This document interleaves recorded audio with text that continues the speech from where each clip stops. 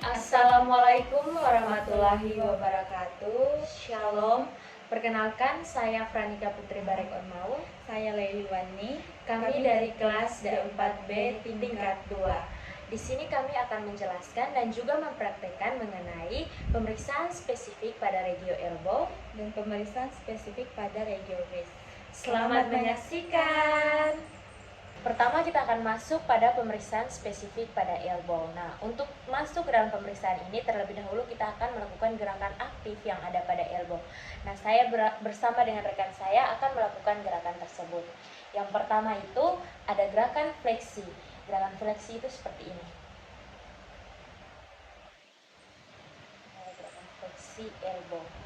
Selanjutnya ada gerakan ekstensi kembali ke normalnya seperti ini. Lalu ada gerakan pronasi. Kemudian ada gerakan supinasi seperti ini. Nah, selanjutnya kita akan masuk pada gerakan pasif yang ada pada elbow. Nah, gerakan pasif ini akan dibantu oleh saya sebagai terapisnya. Nah, untuk yang pertama itu ada gerakan fleksi elbow, di mana kita menstabilkan di bagian area siku atau bagian elbow pasien, dan satu tangannya kita memegang di area pergelangan tangan pasien. Nah, kemudian kita melakukan fleksi elbow. Nanti dilakukan ke arah atasnya. Oke. Nah, ini adalah fleksi elbow. Ulang sekali lagi, fleksi elbow. Kemudian ada ekstensi elbow di mana mengembalikan ke arah normal seperti ini. Ekstensi. Nah, ekstensi elbow. Lalu ada gerakan yang ketiga yaitu gerakan pronasi, di mana kita menggerakkan ke arah bawah seperti ini. Lalu ada gerakan supinasi mengembalikan ke arah atas seperti ini. Gerakan pronasi dan ada gerakan supinasi. Nah, selanjutnya kita akan masuk pada TIMT. TIMT itu adalah gerakan isometrik melawan tahanan. Jadi kita akan memberikan tahanan pada gerakan yang akan dilakukan oleh regio elbow sendiri. Nah, yang pertama itu ada gerakan fleksi, di mana kita menstabilkan di area elbow, kemudian satu tangannya kita memberi tahanan di area pergelangan tangan pasien seperti ini. Kemudian kita arahkan pasien untuk melakukan fleksi elbow. Seperti ini gerakan fleksi elbow melalui TIMT. Kita akan memberikan tahanan satu kali lagi. Nah, selanjutnya kita akan pindah ke gerakan ekstensi. Untuk gerakan ekstensi sendiri tetap kita menstabilkan di area sini. Kemudian satu tangannya kita pindahkan ke area bawah pergelangan tangan bagian bawah pasien seperti ini. Lakukan gerakan ekstensi.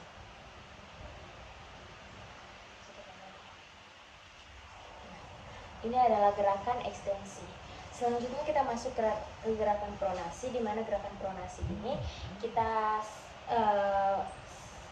sampingkan tangan pasien seperti ini, kemudian kita tetap menstabilkan di area elbow pasien, lalu kita memberikan tahanan di bagian area medial pasien seperti ini.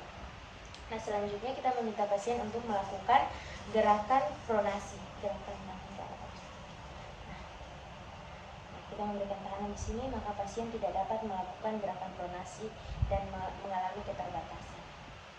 Selanjutnya kita ganti ke gerakan supinasi. Nah, untuk gerakan supinasi itu tetap menstabilkan di area elbow, kemudian kita berikan tahanan di bagian area luar seperti ini.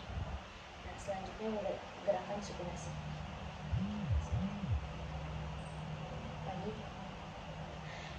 Ini adalah gerakan supinasi, di mana kita memberikan tahanan di area tersebut. Selanjutnya kita akan masuk pada pemeriksaan tes yang pertama, yaitu Cosen test, di mana tujuan dari tes ini untuk mengidentifikasi epikondylus lateral atau epicondylgia atau biasa disebut dengan tenis elbow. Nah, selanjutnya kita masuk pada prosedur tesnya, di mana kita meminta pasien duduk, lalu melakukan gerakan full ekstensi elbow dan lakukan pronasi, kemudian lakukan radial deviasi serta fleksi, lalu meminta pasien untuk mengepalkan tangannya seperti ini. Nah, selanjutnya itu kita masuk ke dalam prakteknya, di mana satu tangan kita itu mempalpasi di area epicondylus lateralnya pasien, di epicondylus lateral elbow seperti ini. Kemudian satu tangannya lagi kita taruh di bagian dorsal elbow pasien seperti ini. Nah, selanjutnya kita memberikan resistensi kepada pasien.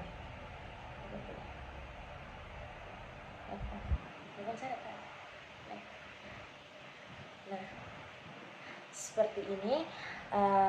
Positif test jika nyeri terdapat di area epicondylus lateral. Baik, selanjutnya kita akan masuk pada tes yang kedua, yaitu Mills test, di mana tes ini bertujuan untuk mengidentifikasi epicondylus lateral atau pada kasus tenis elbow. Nah, tes ini juga biasa disertai dengan tes yang pertama, yaitu cushion test.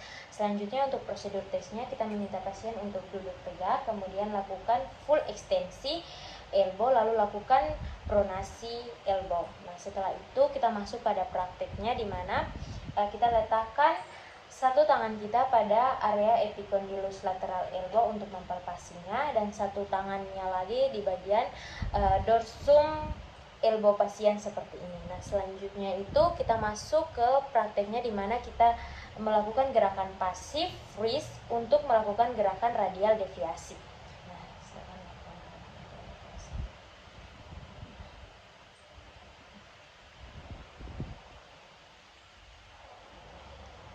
Nah, positif test jika nyeri terdapat pada epicondylus lateral pasien. Untuk tes yang ketiga itu ada Glover's test, di mana tes ini bertujuan untuk mengidentifikasi epicondylus medial atau epicondylgia medial. Nah, untuk prosedur tesnya itu kita meminta pasien duduk dengan lengan rileks di samping, lalu kita mempalpasi area epicondylus medial pasien, dan satu tangannya lagi kita memegang di area palmar pasien seperti ini. Nah, selanjutnya itu kita akan masuk ke dalam prakteknya, di mana kita menggerakkan elbow pasien ke arah ekstensi secara full, lalu radial deviasi, dan gerakan dorsoflexion raise seperti ini.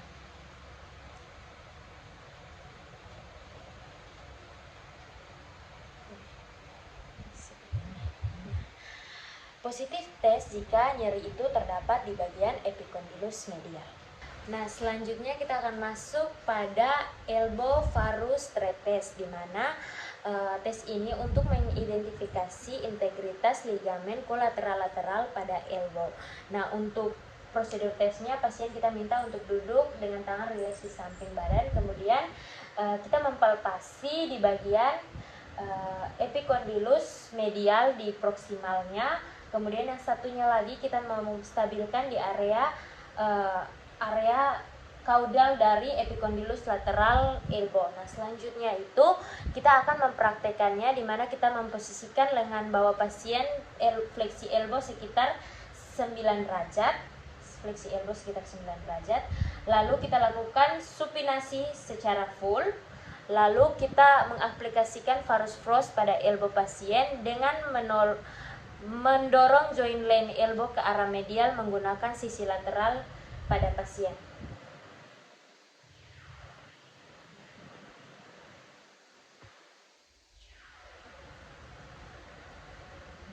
Positif test jika nyeri pada lateral elbow dan bertambahnya momen varus dibanding dengan lengan pasien yang satunya. Selanjutnya kita masuk pada tes yang kelima, yaitu elbow valgus thread test, di mana tes ini untuk mengidentifikasi ligamen kolateral medial pada elbow. Nah, untuk prosedur tesnya, pasien duduk rileks dengan tangan di samping.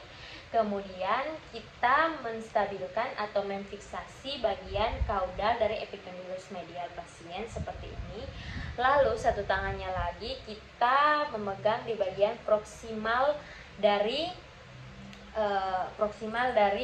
epicondylus lateral pasien. Nah, selanjutnya itu kita memberikan atau mengaplikasikan valgus frost pada elbow pasien dengan mendorong joint line elbow ke arah lateral menggunakan sisi medial lengan praktik.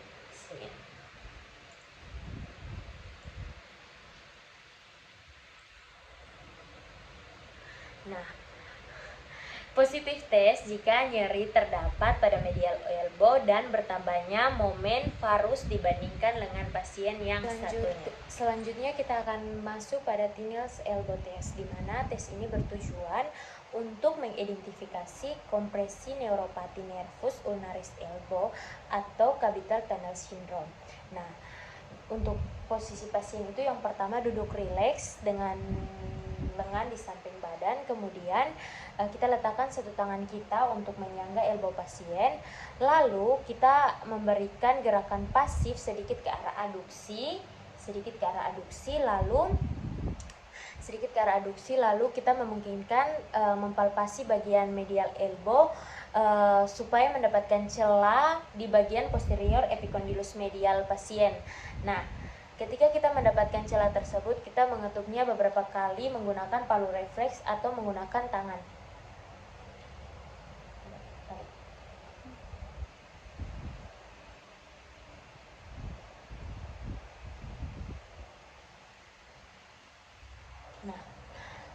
Nah, positif tes jika terjadi parestesia pada area intervensi yang ada pada nervus ulnaris atau jari kelingking, sebagian jari manis, dan bagian medial tangan.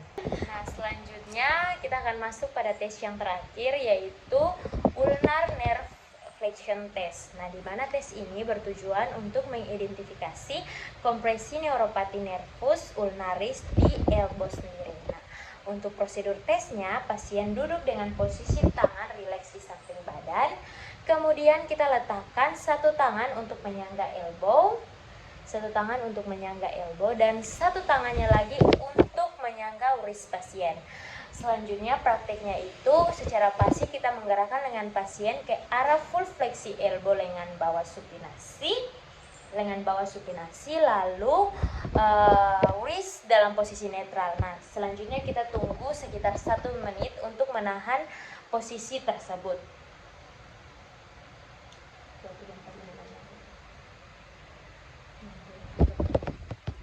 Nah, setelah 1 menit, jika pasien tidak merasa apa-apa, berarti pasien negatif tes. Tetapi positif tes jika parestesia atau rasa kebas pada jari kelingking, sebagian jari manis, dan bagian medial tangan.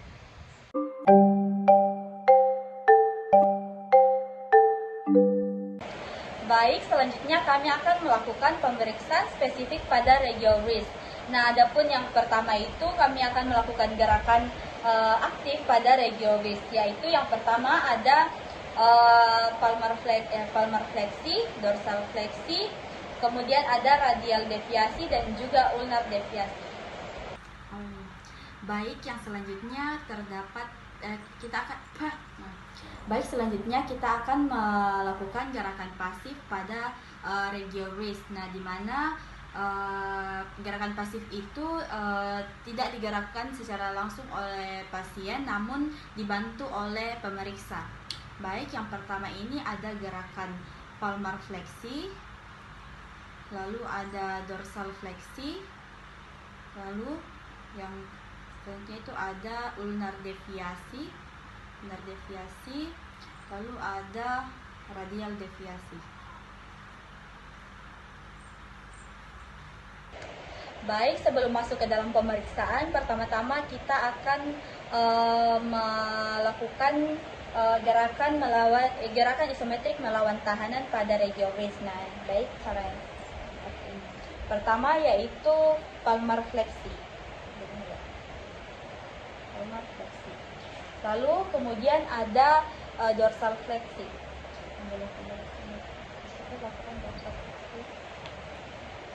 Lalu ada radial deviasi. Lalu ulnar deviasi.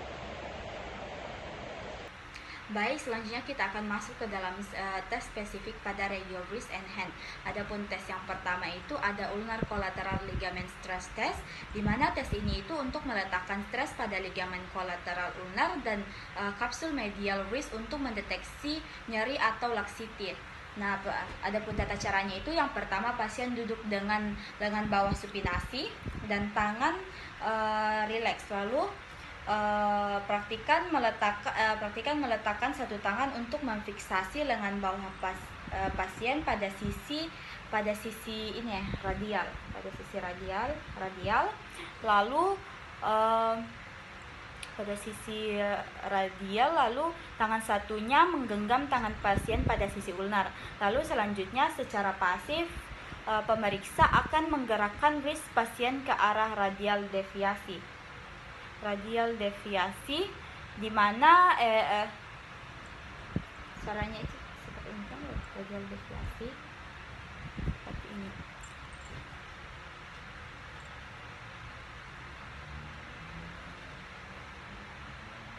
Nah, adapun positif test ini mengindikasikan adanya ruptur ligamen kolateral ulnar dan atau laxity.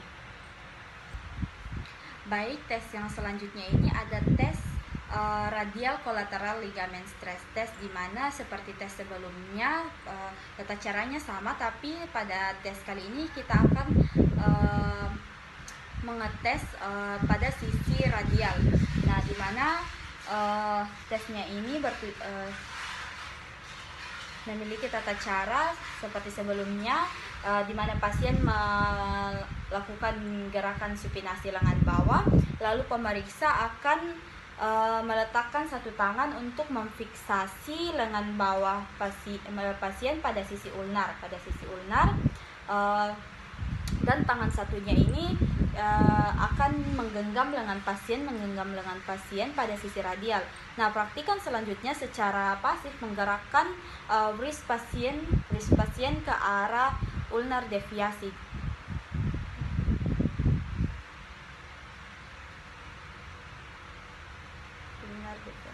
Nah, adapun positif tes mengindikasikan adanya ruptur ligamen kolateral radial atau laxity. Yang selanjutnya ada valence test, di mana tes ini itu digunakan untuk menegakkan diagnosis pada carpal tunnel syndrome, di mana dengan meningkatkan tekanan pada nervus medianus yang melekat pada terowongan karpal. Nah, adapun tata caranya itu pasien akan melakukan fleksi shoulder sekitar 90 derajat, lalu sedikit abduksi, lalu pasien juga akan melakukan fleksi elbow sekitar 90 derajat dan juga palmar fleksi. Lalu kedua tangan pasien pada dorsal tangannya itu akan disatukan seperti ini. Lalu pemeriksa akan meletakkan kedua tangan di bawah lengan pasien seperti ini untuk mempertahankan posisi selama 1 menit dan juga untuk meningkatkan atau menambah pertemuan antara kedua tangan. Nah, adapun pada tes ini dilakukan selama 1 menit, dan jika terdapat rasa kebas atau kesemutan dan juga parestesia sepanjang distribusi nervus cutaneus medianus, maka hasil dari tes ini itu positif. Baik, yang selanjutnya ini ada Tinel's Wrist test, di mana tes ini juga itu sama seperti sebelumnya pada valence test, di mana untuk membantu menegakkan diagnosa pada carpal tunnel syndrome dengan memprovokasi parestesia atau nyeri pada nervus medianus yang melewati terowongan karpal. Nah, adapun tata caranya itu di mana pasien duduk dengan posisi tangan rileks di atas paha seperti ini dengan posisi lengan full supinasi. Lalu pemeriksa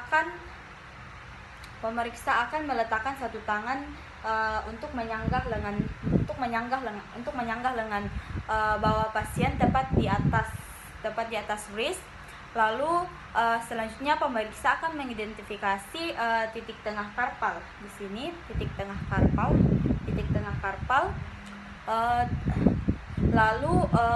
Lalu pemeriksa akan mengetuk dengan jari telunjuk dan jari tengah menggunakan tangan satunya atau dengan menggunakan sebuah hammer perkusi atau palu refleks seperti ini.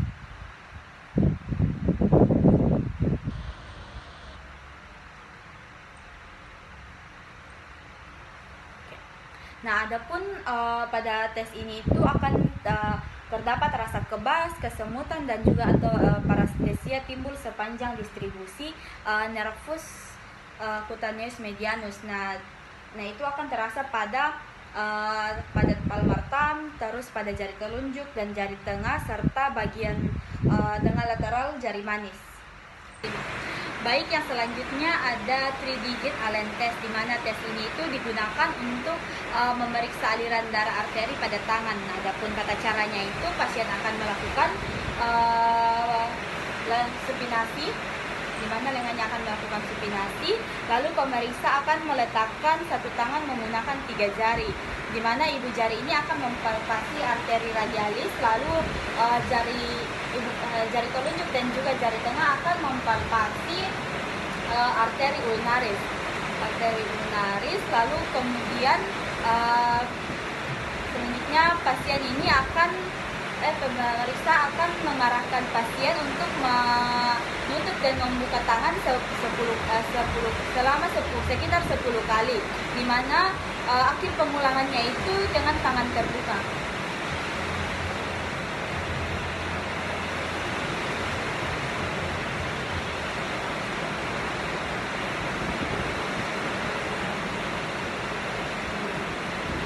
Nah, adapun ketika telapak tangan sudah terbuka, maka tangan ini akan terlihat putih pucat. Nah, di mana kemudian ketika warna merah kembali ke tangan lebih dari 5 detik, maka itu akan positif test. Baik, yang selanjutnya itu ada Finkelstein test, di mana tes ini itu digunakan untuk mendeteksi apakah adanya inflamasi antara tendon abductor pollicis longus dan juga extensor pollicis brevis. Nah, adapun proses tata caranya itu pasien akan duduk dengan posisi lengan mid position seperti ini. Lalu selanjutnya pasien akan menggenggam ibu jari seperti ini sambil mengepalkan tangan seperti ini. Lalu pemeriksa kemudian akan meletakkan satu tangan di atas tangan pasien pada sisi radial, nah tepat di atas metatarsal 1 untuk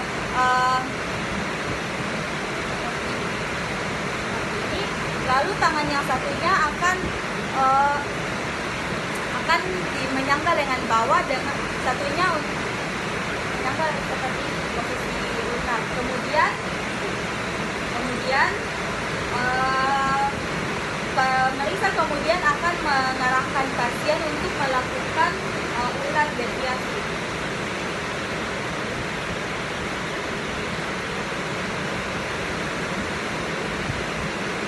Nah, adapun positif testnya ini jika terjadi limitasi gerak dan nyeri pada aspek radial wrist joint. Baik, yang selanjutnya ini ada scapuloid shift test, di mana tes ini itu untuk mendeteksi instability atau subluxasi pada tulang scapuloid. Nah, adapun tata caranya pasien akan duduk dengan posisi awal lengan ini fleksi elbow terangkat di atas bed seperti ini. Lalu kemudian pemeriksa akan meletakkan satu ibu jari tangan pada scapuloid seperti ini. Scapuloid, lalu sementara jari lainnya itu akan memfiksasi wrist pasien dan ibu jari tangan satunya pada osa karpal lainnya. Lalu osa karpal lainnya, lalu pemeriksa selanjutnya akan secara kuat menekan scapuloid, lalu pemeriksa akan mengarahkan pasien untuk melakukan ulnar deviasi, lalu sedikit ekstensi. Ulnar deviasi sedikit ekstensi. Nah, lalu selanjutnya pemeriksa akan mengarahkan pasien untuk melakukan radial deviasi, lalu sedikit fleksi.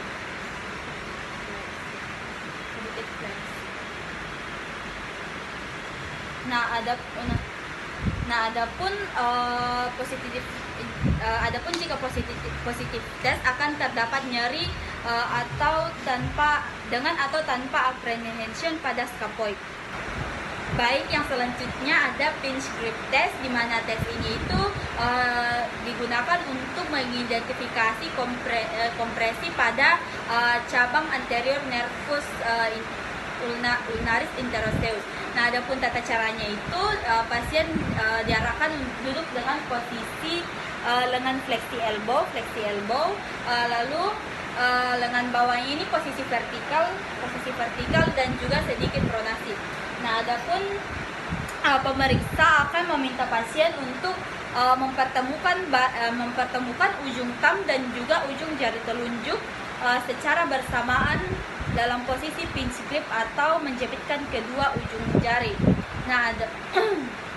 Nah, adapun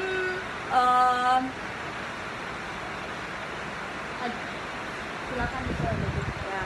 Nah, adapun pemeriksa akan menilai apakah pasien dapat memfleksikan distal interphalangeal joint pada jari telunjuk dan interphalangeal joint pada thumb. Nah, adapun tes ini akan positif jika pasien tidak mampu untuk mempertemukan kedua ujung jari pada thumb dan jari telunjuk, dan sebagai gantinya bantalan atau pad pada jari tangan yang dijepit bersamaan. Baik, adapun tes yang selanjutnya ada Fromen's sign test, di mana tes ini itu untuk mengidentifikasi paralisis nervus ulnaris dan juga kelemahan otot adduktor pollicis. Nah, adapun tata caranya itu di mana pasien duduk di dalam posisi yang nyaman, kemudian pemeriksa akan meminta pasien untuk berupaya menggenggam selembar kertas dengan menggunakan ibu jari dan jari telunjuk. Nah, selanjutnya pemeriksa akan berupaya untuk menarik kertas yang digenggam di antara ibu jari dan jari telunjuk pasien. Oke. Nah, adapun tes ini akan positif jika ujung palang dari ibu jari ini terjadi fleksi akibat kelemahan otot adduktor pollicis. Nah, jika pada saat yang sama metacarpophalangeal joint dari thumb ini terjadi hiperekstensi, maka hiperekstensi dicatat sebagai positif Jensen sign. Baik, yang selanjutnya itu ada retinacular ligament test, di mana tes ini itu untuk mengidentifikasi patologi pada interphalangeal joint proximal, terutama struktur kapsul dan ligamen retinacular. Nah, adapun tata cara dari tes ini itu di mana pasien duduk dengan posisi lengan rileks seperti ini. Lengan rileks. Lalu pemeriksa kemudian akan meletakkan satu tangan untuk memfiksasi lengan pasien. Selanjutnya pemeriksa akan menahan interphalangeal joint proximal pasien pada posisi neutral, sementara interphalangeal joint distal difleksikan selama tes. Nah, selama tes ini pasien akan tetap pasti dan tidak ada gerakan aktif seperti ini. Ini ditahan seperti ini, gerakan fleksi. Sekali lagi fleksi. Nah, adapun tes ini akan positif jika interphalangeal joint distal tidak dapat difleksikan, berarti ligamen retinacular atau kapsul interphalangeal proximal ini mengalami tight. Nah, jika interphalangeal joint proximal dapat difleksikan dan interphalangeal joint distal lebih mudah difleksikan, berarti ligamen retinacular ini mengalami tight dan kapsul normal. Sekian video dari kami. Bila ada kesalahan, mohon dimaafkan. Terima kasih.